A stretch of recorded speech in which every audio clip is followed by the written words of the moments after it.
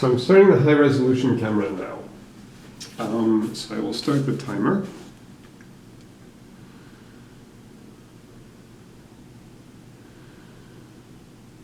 Start.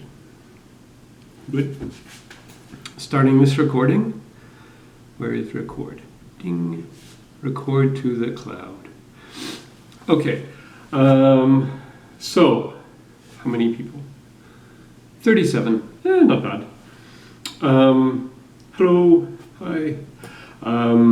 So today, more divide and conquer, but not so insanely difficult. Not counting colorings anymore. Multiplying things, well, adding and multiplying. And so we're going to cover, well, 3 algorithms. But the first one is pretty easy. And it's not a divide and conquer algorithm. It's just to sort of get the ball rolling. So we're going to cover Euclid's algorithm, then Karatsuba's algorithm, and then Strassen's algorithm.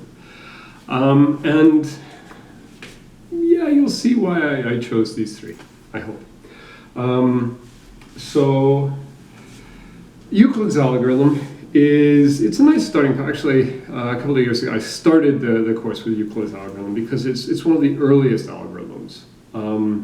So it was included, I don't know if it's known earlier, but at least it was known to Euclid because he included it in his elements around 300 BCE. And it's for finding the greatest common divisor of 2 numbers. So suppose we're given 2 numbers which let's suppose that they're positive integers, right? So they're natural numbers, because probably Euclid was dealing with natural numbers. So we're given A and B, and we're asked for angle bracket AB, where angle bracket denotes greatest common divisor, okay? So this you need to find the greatest common divisor in all kinds of applications. Let's suppose you have A, you think of it as a pile of stuff, and you have B. Let's make B a little bit smaller. Let's make B like this. Do people know Euclid's algorithm? Maybe? Poll? I can set up a poll. Yes, okay, some people do. Yeah, okay. Well, we'll go through it, just in case. Back, how do I close the chat? Okay, here. Yeah, chat, go away. Okay, I close it like this. So, okay, let's suppose that this is A, and this is B, and we want to figure out the greatest common divisor of A and B. And we look at it and we think, well, okay, so we take copies of B, and we pile them on top of each other.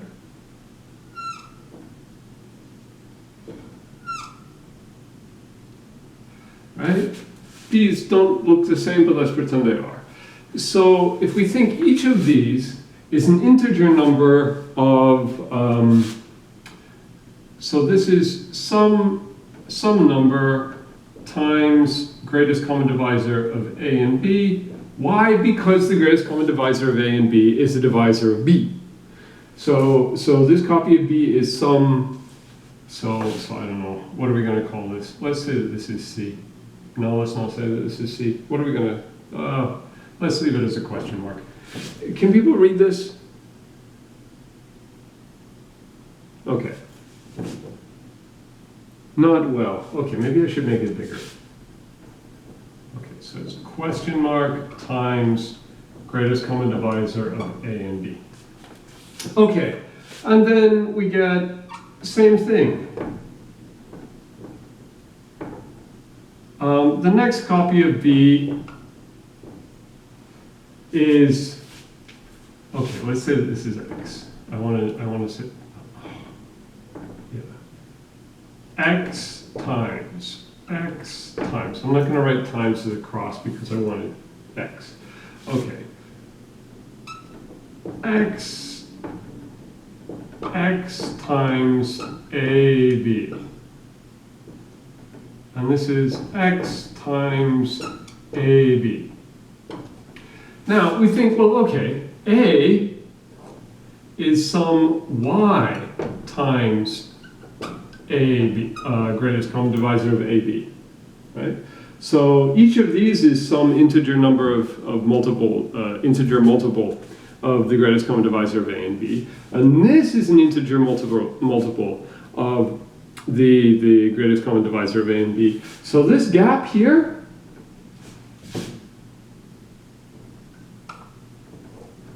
that also has to be an integer multiple of A and B, right? Because if you think you take an integer number of copies of greatest common divisor of A and B and you subtract a bunch of integer multiples of the greatest common divisor of A and B, what you're left with is an integer multiple of the greatest common divisor of A and B, right? So, okay, Euclid's algorithm, the way Euclid proposed it, was you take A and then you start. So let's suppose A is the larger number, and you start subtracting copies of B from it, right? Until you get a number which is smaller than B. Okay, if you subtract B from A multiple times and you end up with 0, then A was a multiple of B, and you're sort of done. You know the greatest common divisor is B. Okay, otherwise, you subtract stuff away, and you end up with something that's smaller than B. Okay, so that's this. So then you know that this is also an integer multiple of the greatest common divisor of A and B. So let's call this C. So then greatest common divisor of A and B equals greatest common divisor of B and C. Okay? Now, doing this subtraction a lot of times is kind of pointless. It's slow. So what we say is that greatest common divisor of A and B, well, okay, what we say is that C equals A mod B, where we hope everybody knows what mod means, right?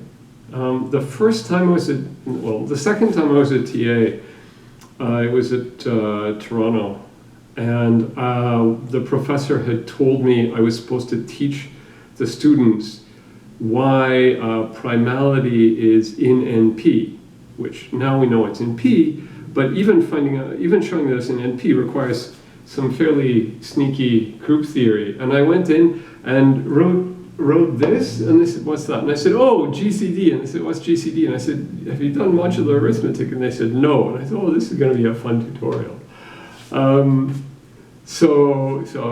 Okay, have people seen mod? So in C, this is just, the operator is just a %. Yeah, good.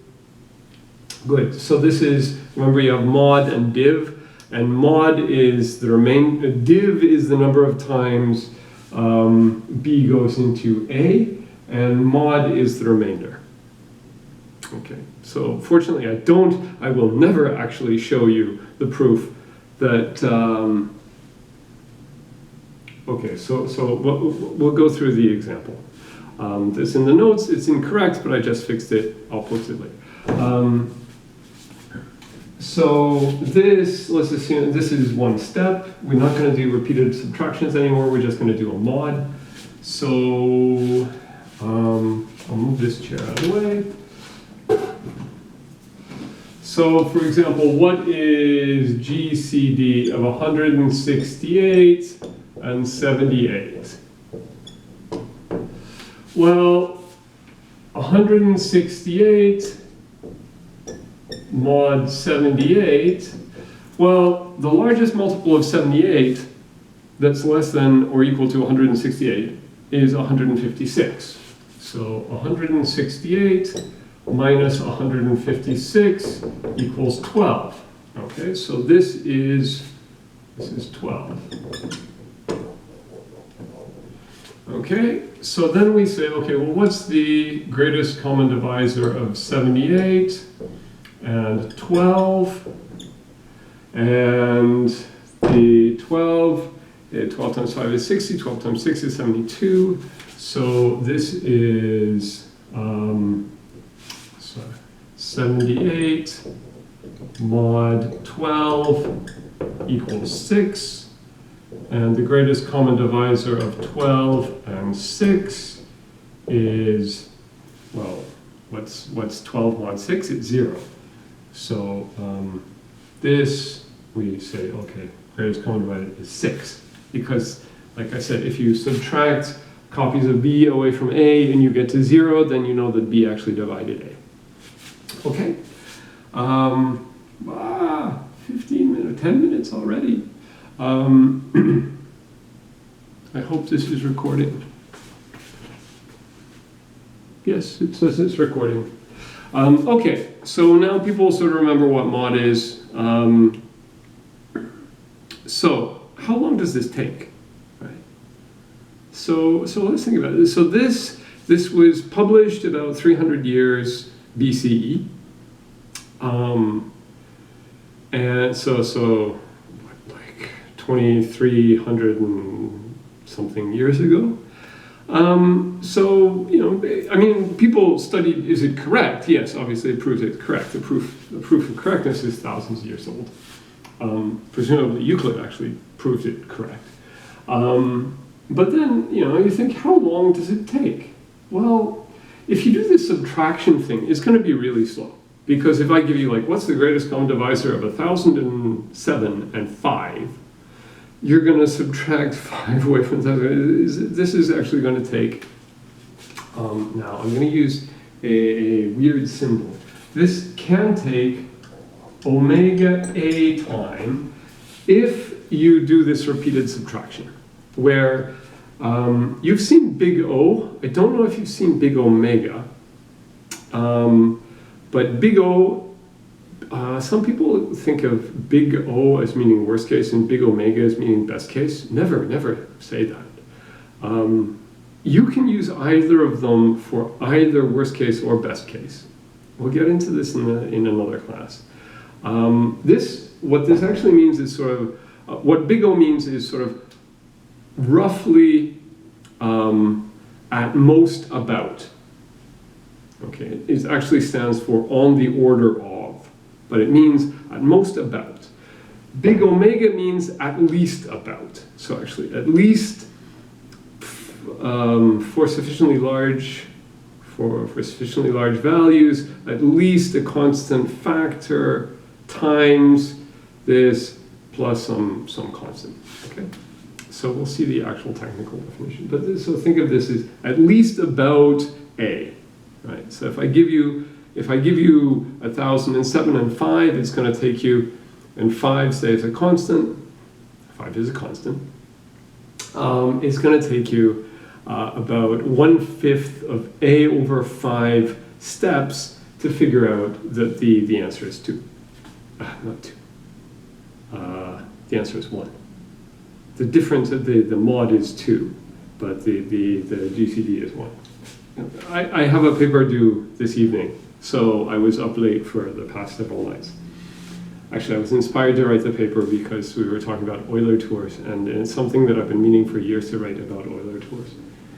Okay, but how long does it take if you do this mod trick?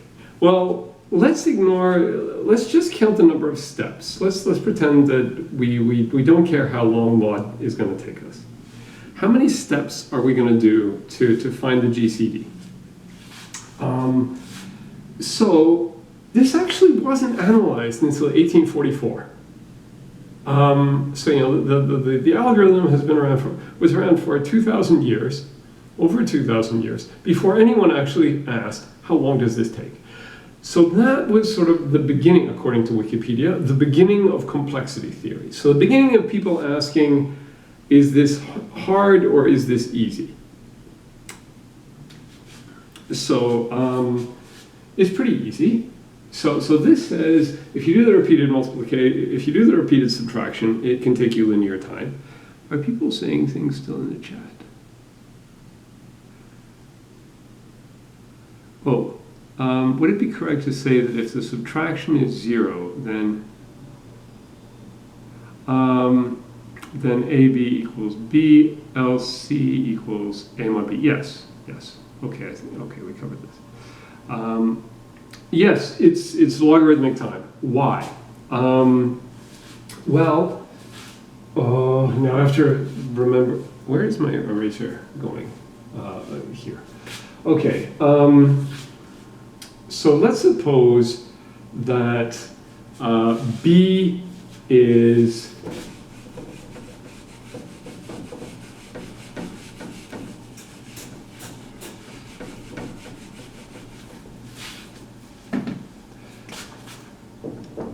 so if B is, I can't remember if this is greater than or equal to, but let's say if B is less than A over 2, then, yeah, okay, then if B, then A mod B has to be less than B is less than A over 2. Okay? But if B is, let's say this is less than or equal, A mod B is less than or B, which is less than or equal to A over 2. So, okay, A mod B is less than A over 2. Okay?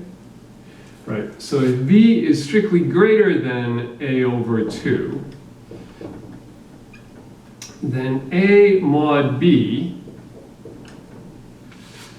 is less than A minus B, or less than or equal? Yeah, less than or equal. Well, actually, I guess it's equal.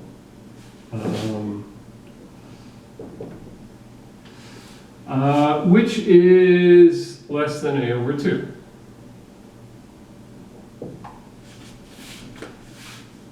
Like I said, it was, I'm running short on sleep. Okay. So in both cases, when you say, okay, we go from asking about A angle brackets AB to asking about angle brackets BC, where C is A mod B. So C is less than half of A. Okay? So since we assumed that A was the larger number, then the sum of these two numbers is shrinking by at least a quarter, right? So if you're shrinking something by a quarter, then essentially, how many times can you do this before you get down to constants? Well, log base, now I'm not sure, log base 4/3 of A plus B. So let's just put an O in front of it. Okay, so actually this is, if you've got the O in front of it, it's just log A because A plus B is then less twice A. Okay? I'm not sure if in the notes I wrote 3 over 4 instead of 4 over 3, but it's 4 over 3. Okay, so logarithmic time. So that was easy. Kind of surprising that it took like 2,000 years to get to somebody actually asking how long this took. But actually, this Gabriel Lamé showed that actually the worst case, the worst case is when the A and B are consecutive Fibonacci numbers, and in that case, this is it uses 5 times the number of decimal digits in A, I think. So he got actually quite a precise bound because back then people hadn't invented big O. So you had to actually do the exact analysis. So let's just stop and think about it. So when we say, how long does this take? Well, it would seem to take, so were people asking, because the chat is getting stuff.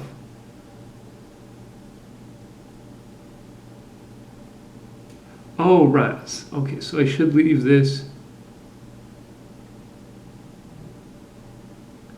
Okay. Now I have to, was anybody asking, is it in log time? Okay, so somebody asked, is it in log time? I have the chat window over. So yes, it's logarithmic in the sum of the numbers. But now, Lamé said, okay, it's linear in the number of digits. Now, this gets to a question which usually I deal with later in the course. Usually, I've taught this course twice in English. I taught it in Spanish, but I wasn't allowed to do mean things when I was in Chile. I wasn't allowed to make people count for colorings or anything like that. So really this course, this nice challenging course, this is my third time teaching it. Okay, so I TA'd it at Toronto and Queens, and yeah, that's about it. And I taught, no, I never taught algorithm, just algorithms. Okay, so when I tell you about the size of an input, okay, I'm just going to scroll down so I have the most recent chat. When I talk about this, when we talk about, you know, how big is it, how do we measure how long something takes? So if somebody gives us these two numbers, A and B, and we talk about how big they are and how long Euclid's algorithm takes in terms of the size of the input, well, it's kind of natural to say the size of A and B are respectively A and B, right? These are numbers, they're that big, that's sort of what it means. But usually the default is actually to talk about sort of the size of the piece of paper you would need to write these things down. Okay, so if I'm going to write you an instance of a problem, the size of the instance is the size of the piece of paper. Now I could write very small, but let's suppose that I'm going to write in like a fixed point font. How much paper do I need? Now I can use like some really weird encoding of the numbers or something, but let's just assume that these are numbers in decimal like Lamé was talking about. And so, okay, A and B, then how big? If we measure A and B as the number of decimal digits in them, then this is linear, right? Lamé showed that in the worst case, this is linear in the number of digits. Now, that is going to come up later in the course when we talk about algorithms like knapsack. So not algorithms, problems like knapsack. Because knapsack, now I just have to make sure that my alarm is going to go, because I put it to do not disturb. We have 1 minute and 44 seconds before the alarm should go. Let's see if it goes off. Because I don't want to be disturbed by people emailing me or something, but I do want to be disturbed by the alarm telling me to restart the camera. Okay, so knapsack, later in the course I'm going to give you a dynamic program that will solve instances of knapsack with a knapsack of size n, and it'll solve it in something like n time, at least polynomial in n. But then I'm going to tell you that knapsack is a boom problem, it's an NP-hard problem. And people are going to think, like, why? Okay, so because n, if something runs in time n, then that's linear in n, but it's exponential in the number of digits you need to represent n, which is you only need log n decimal digits or log n binary digits, and it doesn't really matter what the base of the logarithm is, because that's just the base of the number system you're using, as long as you don't write in unary. In unary, you represent n as n copies of 1, and that takes space linear in n, right? So the number, the size of the instance, if you want to write n this silly way, writing with n ones, then yes, okay, then it's linear in the size of the space you use then. How are you going to remember this? It sounds like some weird, subtle, mathy thing. But this is actually, you can remember this by watching a movie. This is not going to be one of those courses where I get to kill time by playing movies in class.